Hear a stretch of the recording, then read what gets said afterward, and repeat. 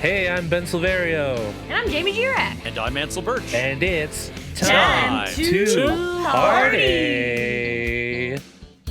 We're not doctors and other stuff that Ansel usually says right here. We are not doctors. We don't give medical advice. Please drink responsibly. This episode was recorded on the day before Thanksgiving on 2025. I don't know dates anymore.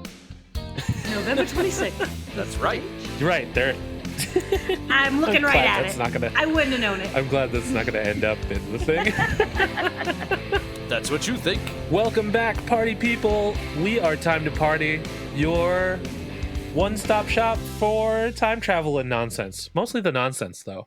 This month, we have been talking about Peggy Sue Got Married with the incredible Jamie Jirak.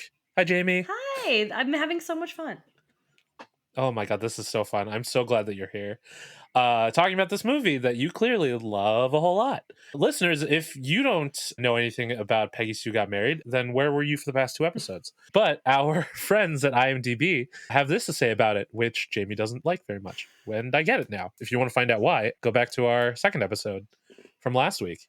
Anyway, Peggy Sue, on the verge of a divorce, faints at her 25th high school reunion and wakes up to find herself back in 1960, leading her to try to spot and correct the mistakes that led to disappointments and an unhappy marriage. Ooh. Nick Cage, Kathleen Turner, directed by Francis Ford Coppola. Awesome movie. We had a whole lot to talk about in episode 2. But right now, episode 3, we're here for edutainment. That is where we pick something from the movie that we're discussing that month and go a little bit deeper, but, not too deep because, internet rabbit holes go on for days. So this month, when Peggy Sue Got Married, there's not a ton of things to choose from. Jamie, how many different potential topics did you encounter while rewatching the movie? I feel like the girl in Drop Dead Gorgeous with the ball of twine in her head who didn't totally fully understand the assignment, and I feel like I don't know if I did this right. Because at first I was like, well, there's really nothing.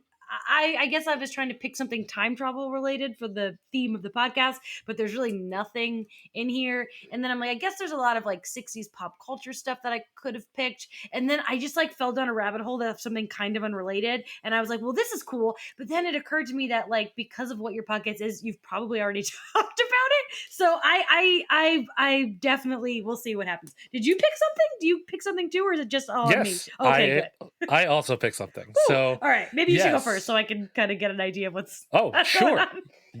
I was just about to say, would you like me to go first? Yes. But Please. yeah, I also had a couple things that I thought about looking into. One of them being the Beatles song that Peggy Sue tries to pass off as her own to Charlie, because, who hasn't had a Beatles phase, right? I also thought about talking about pantyhose, which might have been I did Google pantyhose. Now that you say it, I kind of completely forgot it was an assignment. I did fall down a bit of a pantyhose rabbit hole, but that was just for my own interest. I didn't think about the podcast.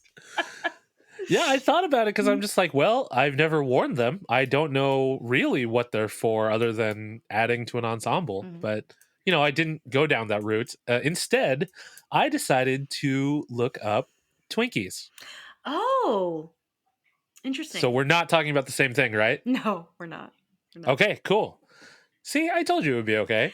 Yeah, we'll see. Maybe if you have discussed what I picked, I will fall back on pantyhose because I did learn some things. Well, all right. So for my edutainment this month, I decided to dive into the history of Twinkies. In the movie, when Peggy Sue wakes up from fainting at her reunion, the nurse gives her a Twinkie as a little treat. Classic probably medicine. to raise her blood sugar. Yes, exactly. And so, that kind of stuck in my head, and I was just like, Twinkies? I don't remember ever getting Twinkies when I donated blood. But I guess it does the same thing as getting a chocolate chip cookie, right? Cookie, but yeah. Anyway, Twinkies are the golden sponge cake filled with creamy filling from Hostess. You probably have seen them around pop culture thanks to Ghostbusters and Zombieland and all those, other product placement-y places where it's popped up. But for me, Twinkies weren't necessarily a part of my childhood because, as I'm sure I've mentioned a ton of times here on the podcast, I was born and raised in Philadelphia, Pennsylvania, and we had the pleasure of having tasty cakes in our vicinity. So I would just get a butterscotch crimpet instead of getting Twinkies. And I know that they're different, but I still prefer a butterscotch crimpet over a Twinkie. To me, growing up, Twinkie was just the racial slur for Asians, meaning No. yellow on the outside, white on the inside. I've never heard And- that, and that's like definitely a privileged thing. I've never heard that slur before. That's awful. Yeah. A similar one is coconut, brown on the outside, white on the inside. But the kids in my high school didn't think about it that much and just went with the Twinkie. To me, that's like that's something you like. I would think of it more of a gay thing. So Yeah, there are lots of ways you can be mean with the word Twinkie, I guess. it's very true. But in my very shallow dive of Twinkie history, I learned that they were invented on April 6th, 1930 by a baker named Jimmy Dewar, who worked at the Continental Baking Company, which was based in Schiller Park, Illinois, Yeah. close to Chicago, where Jamie and I both have history. Shout out to Chicago. He realized that there were a number of machines in the bakery that just like sat dormant whenever strawberries weren't in season. So he used these these machines that would put like the cream filling in like strawberry shortcakes and stuff. He used the machines to create a banana cream to infuse into this like spongy cake that eventually became the Twinkie. He came up with the name supposedly because he saw a billboard in St. Louis that said "Twinkle Toe Shoes." Sure, I guess it's like eating a shoe if that's what you're going for. The marketing team probably wasn't consulted for that. What did marketing teams in 1930 look like? I'm not going to fall down this rabbit hole. I'm sorry. Before Mad Men, who can say? Yeah, exactly. John Hamm invented marketing Yeah, duh. with Mad Men. Come on. That's a well confirmed fact. So the Twinkie did have a bit of a tumultuous period though, because during World War II, bananas were rationed, and in the beginning, Twinkies were filled with banana cream. So during World War II, they had to switch to vanilla cream. You know, the original flavor did make a comeback a few times throughout the company's history, but during a promotional campaign for the 2005 film King Kong, they brought back the banana cream as a more permanent thing, just to be like, hey, which one do you like better? And I guess sales went up a bunch, so they added the quote-unquote original Twinkie back to the lineup. And fun fact, there is only 2% banana puree in a Twinkie banana flavored version. Yeah, I guess that 2% is enough, maybe. I don't like banana, so and I don't hate a Twinkie, so that makes sense because you can't really taste the banana. Oh. I guess, yeah. Yeah. Well, the banana ones are separate from the standard Twinkie. Okay, I don't know because they if still sell the vanilla one, and I think they just advertise it as like Twinkie banana or whatever. They had a whole line of like fruit filled ones too, but only bananas survived, I think. I want to shout out yeah. Tony, my boyfriend and co-host of Love in the Time of Hydra. He made Twinkies once, and like he went through the whole process because we were having. I've mentioned it before. I love Die Hard. I have some Die Hard parties, and you know, John McClane eats an old Twinkie, and so that inspired Tony to make some Twinkies for a Die Hard party, and he crushed it. You can make your own Twinkie if you want to go through the process. That's awesome. Have you ever had deep fried Twinkies like at the fair and stuff? No, I'm not a big deep fry person. My stomach gets too upset when I eat fried things, so I try to avoid them. That's a good reason to avoid them. Yeah. But you did mention John McClane, and it is worth noting that Twinkies have made appearances in several films and TV shows over the years. But it was 2009 Zombieland that brought up an interesting question. How long did Twinkies last on the shelf? This came up because Woody Harrelson's character Tallahassee is obsessed with finding one last pack of his favorite snack. According to a Hostess executive in the year 2000, he told New York Times that they could only last for 7 to 10 days. But the actual maximum shelf life reported back then was 26 days. Okay. And in 2012, the company added stronger preservatives to the snack so they could last for 45 days. I don't know about eating a baked good after a month, but sure, I guess. In that wrapper, like, I don't know. I feel like you could get me to eat something like that that's been around for a while. I would try it. I'm not afraid to admit it. I would be like, oh, it's 3 months old. Let me try it. Well, would you go so far as to try one after 8 years? If I was living in a zombie apocalypse, absolutely. But otherwise, no, because I don't care about Twinkies that much. Yeah, apparently they found a box pre-preservatives that had been expired for 8 years, and they looked at it and see what happened, and like, there was mold, and like apparently the filling had turned brown. Okay, I And wouldn't the eat most that, troubling even with the zombies. the most troubling part about it was the article that I read talked about what it tasted like, and I'm like, who did you get to eat this thing? No. Could not be me. No. That's journalistic integrity right there. You gotta I know, know. right? That's why I don't have a staffing job anymore, because I won't eat Twinkies that are 8 years old, apparently. There it is. Oh, but there you go, party people. That is my very shallow dive into Twinkies. Hope that was a little enjoyable.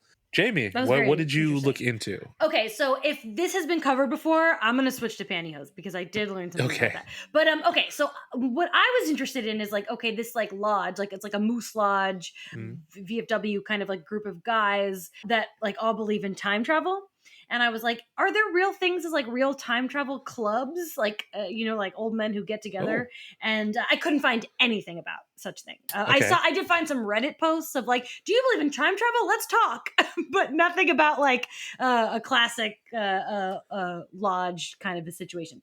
But then I kind of stumbled upon Stephen Hawking's time traveler party.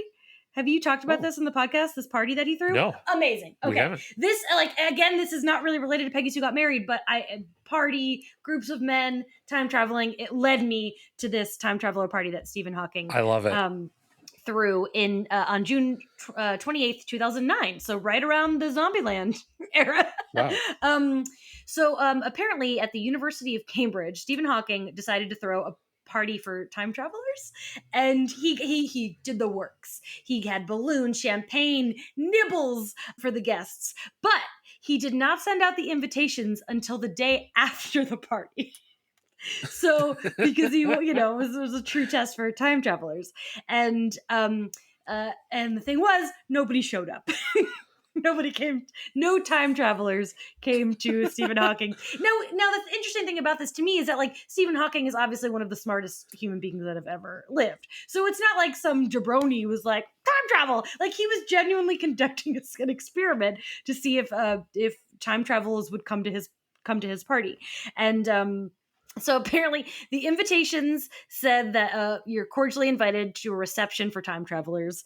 No RSVP was required. And Hawking waited in the room for a few hours before leaving because no one showed up.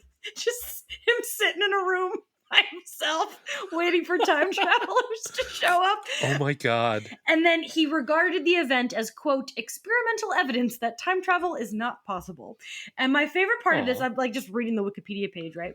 And the Wikipedia page, possible proposed explanations for no attendees include. So this is why maybe nobody showed up to his party. 1, time travel 2009 is impossible or never achieved by humanity. reasonable explanation for why no one showed up to Sure. the party. 2, going back in time creates a parallel timeline that has no impact on the original. I'm sure you've talked about that kind of thing a million times on your podcast. Mhm. Makes sense. Number 3, records of the party are lost. So the party happened. There's just no record of it. And 4, this is my favorite reasoning for why Stephen Hawking's time travel party was not a success. It's time travelers received the invitation and decided not to attend. Oh, It's just so funny. so They're sad. like, oh, we don't want to give up our position or like what we do, or like maybe we just don't think Stephen Hawking is cool enough and we don't want to go to his party. So that's pretty funny. I don't know. Apparently, when Stephen Hawking passed away in 2018 at his funeral, his estate allowed people with dates of birth as late as December 31st, 2038 to register for tickets, saying, quote, they cannot exclude the possibility of time travel. So Oh my time God. travelers were also invited to Stephen Hawking's funeral. What a fun experiment. I love the idea that he took it seriously enough that he did not send out invitations until the day after the party. But it's just like so sad to think of Stephen Hawking sitting there in the middle of a room by himself. But I love the idea that, you know, maybe they just didn't want to go to the party, you know? But Oh, that Hawking guy. What a bum. No, I didn't know this was a thing until you brought it up, but now I have a theory. Mhm. Someone had to clear the party away, right? Mhm. Like he didn't do it himself. My theory is that the time travelers came after they knew he left and then just ate all his snacks and cleaned up. Like And then they're we kind of came back the next day. like the borrowers. Like they don't want to be seen, Yes. but they want to. Absolutely. Like somebody had to have been like, maybe this is a trap. And then they're like waiting outside. They're like, wait, we'll just wait till he leaves. Because he was only there for a few hours, right? So Yeah. just wait a little bit longer and there's free pizza. I also just want to say that I feel like your audience is probably dying to know, and I did find out that stockings and pantyhose are different because that's what I had to Google are stockings and because when Peggy Sue goes into the lingerie store, there's stockings, and I'm like, well, aren't stocking and pantyhose the same thing? Because in my lifetime we call pantyhose stockings. I always have, but no, stockings connect to your business with like a belt thing, you know, and then pantyhose goes all the way up, like pants, tight pants.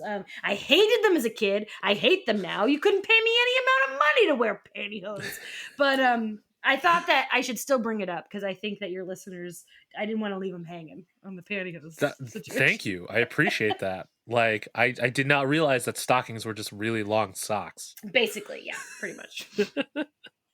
See, look at that. You even got a bonus edutainment from Jamie Jirak. The gift that keeps on giving, honestly. But yeah, that does it for our edutainment section this month, inspired by Peggy Sue Got Married. Go watch the movie, play our drinking game, listen to our review where you can hear all of our thoughts on this movie. You know, I did have a thought at the end of the last episode that I forgot to include in our discussion. We're of the age where reunions are coming up. Are you a high school reunion person? Do you attend those things? I went to my 10th and I was so excited for it. And I don't know who set it up because my friend was the class president. Like I was in the zone of people who be planning these things. I don't know who made this choice, but our 10th reunion was in a dirt patch behind a bar. And that was like, that part was so lame. But in high school, we spent every weekend at my friend Ashley's parents' house because they had a huge house. And after the reunion, all of the old crew went back to her parents' house and partied. So that was incredible. But I'm 2028 will be my 20th. So I'm a couple years away from that. And I really hope someone gives me the gymnasium classic reunion that I've been watching in movies my whole life because I was disappointed in what I got for the 10th. And I made all my friends that night we put on, I think it was the night before the reunion, I made some of my friends watch Romeo and Michelle because I was like, we got to get in the spirit. Just like on graduation day, I made them watch Can't Hardly Wait. Like I'm always amazing in a theme. So I better get a better 20th. But if there is one, I will absolutely attend. My mom still lives in my hometown. Tony's parents happen to live in my hometown. Just a coincidence. They retired there. So We go there all the time, so any excuse to go all the time. Nice. What about you? Oh man, part of me has like I'm trying to get over this, like I'm never going back, like like Michael in the movie. I didn't want to leave and then look back because I was just like, yeah, this is in my rear view. But now, I've become a bit more nostalgic and curious about where everyone's been and all this stuff. But like I think I have the same thing of like Dr. Fraser Crane, where I don't want to show up and have nothing. You need Gene You know? Smart. You got to get Gene Smart in there. Yeah, exactly. If I went to my reunion with Gene Smart, then like that would be fine. But if I go back and like like a Ted Mosby, where he only shows up at weddings when like bad things have happened to him, like getting left at the altar and stuff like that. Like I don't want to go and be like, oh, I got laid off because of AI, but got a few years to go until then, so maybe something cool will happen before the 20th. What year did you graduate high school? 2007. Oh, okay. So you're a year before. Yeah, we're not that far off. Yeah. But oh man, there was a long period of time where I was just like, I don't even want to think about high school. But which it's hard because I love these high school teen movies. Yep. Well, party people, that does it for Time to Party this month. Tune in next month where we talk about another awesome time travel movie. Jamie Jirak, thank you so much for joining us. This has been a blast. Thank you. This is so much fun. I say this a lot whenever I get to do a podcast, but it's so much fun to like not talk about Marvel sometimes. Like I'm constantly on podcasts talking about Marvel, and it's enjoyable to like the fact that you let me pick. It was really exciting for me, and I got as like I could have picked Avengers Endgame, but no, thank you. I'm going as far away from that as I can, so I really appreciate it. This was a lot of fun. Yeah, and this is especially great since we don't live in the same vicinity anymore, so it's great to hang out virtually at least. 100%. You can find us on the internet. I'm at bsilverio20 on all the social media platforms I care to be on. I'm at Jamie Jirak on Instagram and Letterboxd. I'm working towards my 600th movie of the year, so get on that, see what I'm watching, and then at LitoPod where I talk about Agents of S.H.I.E.L.D. and Phase Zero where I talk about all the other business. Yes, and if you're still on a platform that uses hashtags, you can use the hashtag time2party. That's time the number 2 party. As well as time the number 2 party, all spelled out thanks to Warwick. This has been an Indecisionist production. Special thanks to April Moralba for our podcast art and to Marlon Longett of Marlon and the Shakes for our amazing theme song. You can find me at The Indecisionist on all of the social media platforms I can be bothered to be on. Join us next time when we come back with another exciting installment of Time to Party. Be excellent to each other. Party on, dude! Air guitar.